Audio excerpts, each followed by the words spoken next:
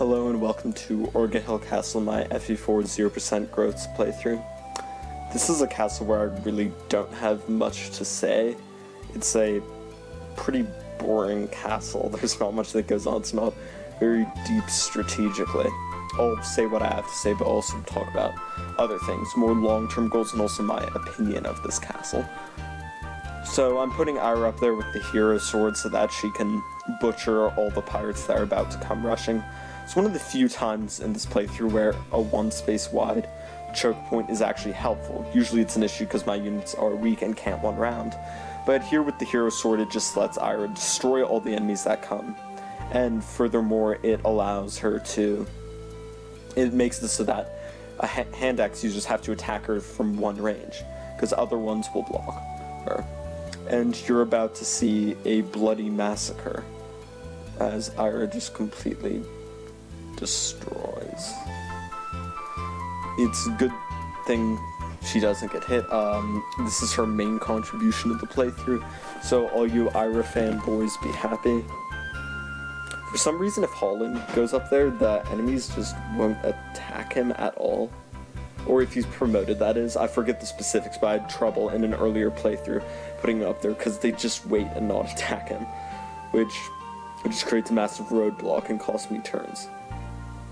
It's also good here because I'm beginning the long, arduous process of feeding kills onto the hero sword. It needs to be at a point where it can get criticals by Chapter 8 so that Cells can use it in some pretty ridiculous boss kills.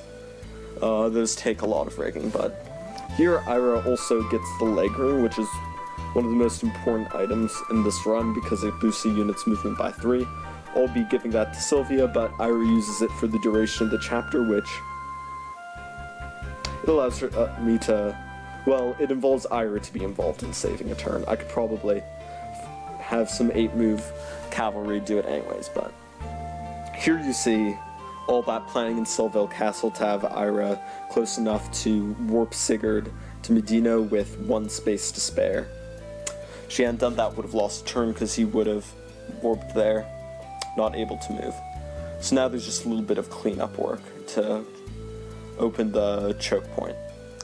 So now I'm going to discuss my opinion of this castle. I really like Chapter 3. It's probably my favorite chapter overall in this game because in the first two castles there's a lot of ways that infantry can get involved, which is a rarity in Fire Emblem 4. But this part of the chapter is just terrible.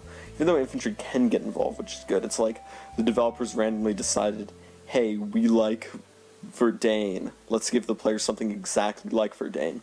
So instead of at the early game, well, Verdane was even easy back then, this is the end of the mid-game going on the late game. So with growths, you have insane juggernauts who probably can't even get hit by all these weak axe-using pirates.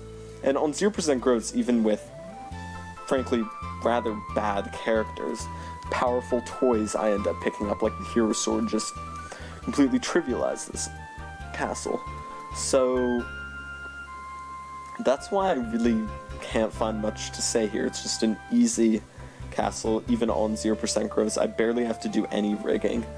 The places I do is more due to my personal errors, as in I could have changed the strategies to make rigging unnecessary. Like Sigurd is wounded to the point where the boss can get a kill on him. If I was a bit more proactive about healing him with Lachesis, say, that wouldn't have been an issue. So it's just, yeah. I'm also trying to feed kills onto the light sword. It's not as important as the hero sword, but it's going to be Orfe's personal weapon during the second generation, so if I can get it high on kills, that's always nice.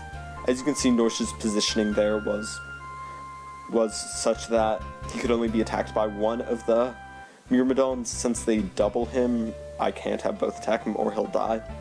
And he's actually need to save a turn here. Not Norsh specifically, any 8-move cavalry could do it, but he just happened to be there. I decided to use him because he's kind of useless. Medear's done enough for this playthrough. And there you see a sign of Sigurd no longer being the juggernaut he once was, where he actually got doubled by something.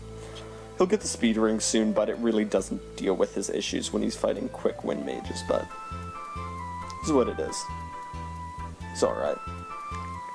This is, yeah, the last time you'll see Sigurd do a lot in a castle, so he'll help out a bit, but he's really more of a rescue bot. Sorry, not rescue. Been watching too much of Don's FE6 playthrough. More of a authority bot, and he has to step on castles too. Good thing is he's picking up a lot of items he needs, both to sell for money and to pass down to Celis.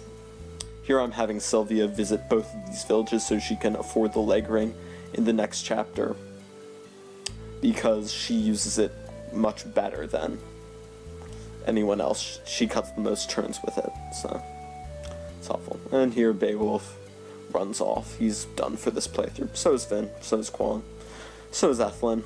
A lot of units just completely falling off now. They all did good though. Especially Ethlyn with all her lover and sibling crits and her healing increasing reliability, and Quan just being a monster with his amazing continues. Sad to see them go, but even if they had stayed, I can't imagine them doing much. Maybe Quan would have come along for the ride in all the dance/rescue chains to get a few kills here and there, but he wouldn't be able to take hits anymore. I've hauled him loose in the arena so he can get healed. He's probably going to promote next chapter as long as he does already in the arena. I don't hit any brick walls, but he's also near the end of his used life. Not the end of his usable life, but since he's a 6-move unit,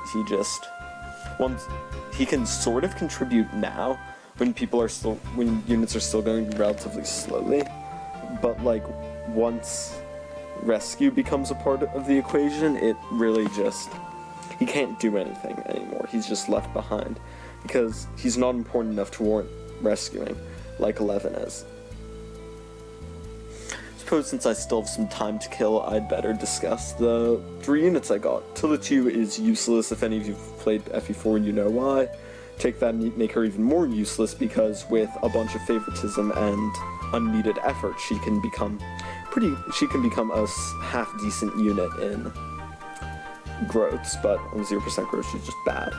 So here, the strategy to get through, I need Ira, an 8-move Cavalier, and Sigurd, one of which to break through, one to weaken the boss, and then Sigurd just finishes the boss off with his hero lance.